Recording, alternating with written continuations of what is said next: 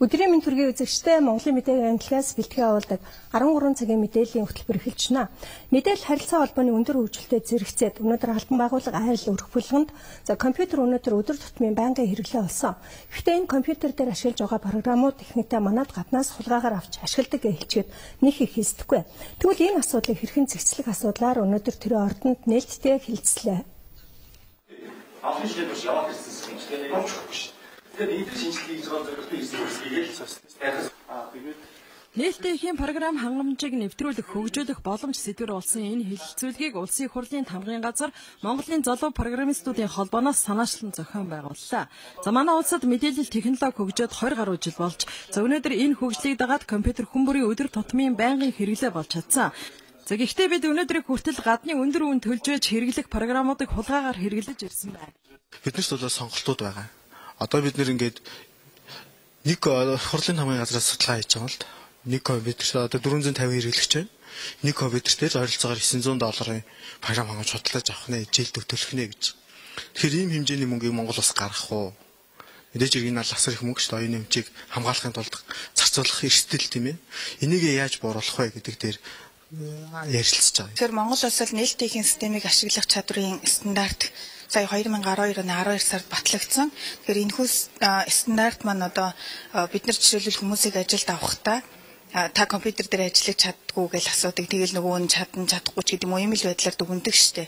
Тэгвэл яг жинхэнэ утгаар нь тэр хүнийг үнэхээр мэдээлэл харилцааны технологиг ашиглах чадвартай юм уу? Тэр хүнд яг одоо ямар чадварууд байх шаардлагатай, тухайн чадваруудыг ямар шаардлагаар нээж илрүүлж тодруулах юм бэ? Яаж тодорхойлох юм бэ гэдэг энэ стандарт маань одоо боловсруулагдаад батлагдчихсан.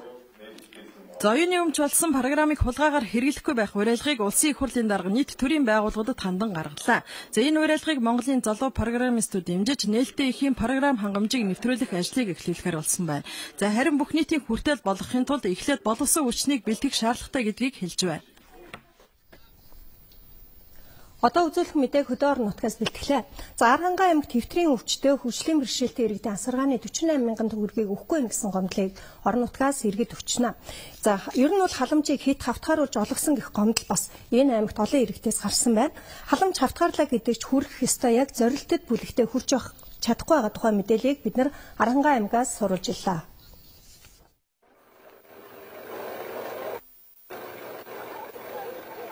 Энэ бол нэг аймгийн жишээ. Өөр олон газар халамж хавтгаарлаа гэх муу нэрийн дор хэдэн хүн хохирч байгааг хэлэхэд хэцүү. Халамж буруу хүнд очсныг гинэд мэдсэн аймгийнхан он гарангуут байдал шууд дээрдэн гэсэн тайлбар өглөө. Энэ бол тэгэхээр энэ сумуудын амжиргаа дэмжих зөвлөх хуралдаад одоо бас энэ халамжийн тогтолцоо хавтгааруулах утгаар нь чамд одоо зөвөр өнөөдөр юу өглөө хөгжлийн бэрхшээлтэй хүн учраас сарын чинь тэтгэмжийг өглөө. Асаргааны мөнгийг энийг ахуйд насанд өгчий гэдэг утгаар одоо ингэж одоо халамжийг хэд хавтгааруулж ирсэн тодорхой хэмжээний зорилт бүлэгтээ хүрдэггүй тийм асуудал одоо байсан. Энэ асуудал бол одоо үндсэндээ 12 оны сүүлчээс эхлээд одоо дасан зогсоогдож байгаа. Халамж авах ёстой зорилтод бүлгээ нарийн сайн гаргах судалгаа бидэнд хэрэгтэй байгааг орон нутгийн жишээ харуулж байна. Бага болдгүй төрийн халамжид найдалгүй Архангай аймгийн тэрэгэнцэлтэй иргэдийн холбоо хөгжлийн бэрхшээлтэй иргэдэд хувийн бизнесээ олохын төлөө нэгджээ. Тэдний хийсэн бүтээлний гэхдээ тэдэнд дэмжлэг бараг байдаггүй болохоор зах зээлд үйлдвэрлэлээ өргөтгөж чадахгүй байна. Орон нутгаас өөр тийм санхүүгийн дэмжлэг авч байгаагүй. Тэгэд боломж олон байгаа л бах. Тэгэд бид нар зарим нэгэн мэдээлэлээс хоцордог. Тэгээд зарим нэгэн мэдээлэлд орсон ч гэсэн нөгөө төсөл хөтөлбөр шалгаруулалт одоо тийм юмд бас тэнцэхгүй тохиолдол тий. Ер нь бол одоо хөгжлийн бэрхшээлээр иргэдийг илүү дэмжихийн тулд зөндөө орон нутагт юу хийгээсэ гэж өөрөө хүсдэг залууны хувьд. Ерхэд одоо хөгжлийн бэрхшээлтэй хүмүүсийн хувьд хамгийн гол нь ажлын байр чухал. Төрөөс ч гэсэн дэмжлэг туслалцаа гэж ер нь байдаггүй шүү дээ. Хамгийн гол нь бидэрт одоо дэмжлэг туслалцаад ажлын байр байдаг бол бас гол зүйл аа.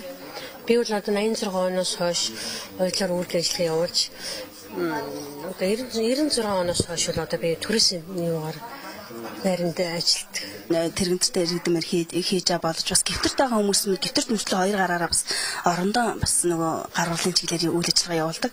Эдгээр хүмүүс минь нийгэмд гарч чадахгүй, гэртээ нэг юм хийж байгаа юм хүмүүс минь мэдэхгүй. Тийм учраас эдгээр хүмүүсийн үйл ажиллагаа сурталчилгын эрхэнд ийм үцлэн худалдаанд аягүй бас даваас оруулахыг бас эренэлж байна. Манай олоо байгууллагад өнгө жил гарan болж байгаа байхгүй тийм. Тэгээ одоогийн байдлаар бол нэг тэрэгцэртэй эмэгтэй хүн сүнсний ногооны бүлэг байгуулж нийгмийн хаалмжийн газраас болохоор 3 сая төгрөгийн төсөл хөтөлбөр авсан байгаа. Эсгийн бүлэг маань болохоор яамнаас 10 сая төгрөгийн авсан байгаа. Тэгээд цаашд бас одоо төсөл хөтөлбөрт хүрч чадахгүй байгаа. Нийгэмд үйл ажиллагаагаа таниулж чадахгүй байгаа хүмүүсийн үйл ажиллагааг таниулж төсөл хөтөлбөржүүлж тэр үйл ажиллагааг хийж ажиллана да. За өнгөрсөн жил Тус аймагт олон нийтийн оролцоотой иргэн төлөгдөхгүй халамжийн зээл тусламжинд 58.4 сая төгрөг зарцуулжээ. Харин 2013 онд энэ мөнгө нэмэгдэж 66 сая төгрөг болсон байна. Хөрөнгө мөнгө нэмэгдэх нь сайн хэрэгч хүрэх ёстой иргэндээ зөв онолж тэдэнд дэмжлэг болж чадвал үн цэн өсөх магадлал өндөр юм а.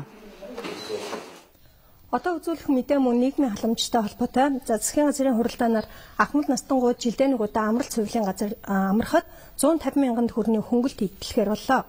За энэ журам 2 дугаар сарын 1-ээс эхлэн мөрдөгдөж эхлэн за ингэснээр ахмадууд амралт цувралын газар жилдээ 150 мянган төгрөгийг улсаас олгож харин үлдсэн төлбөрийг өөрсдөө гаргана.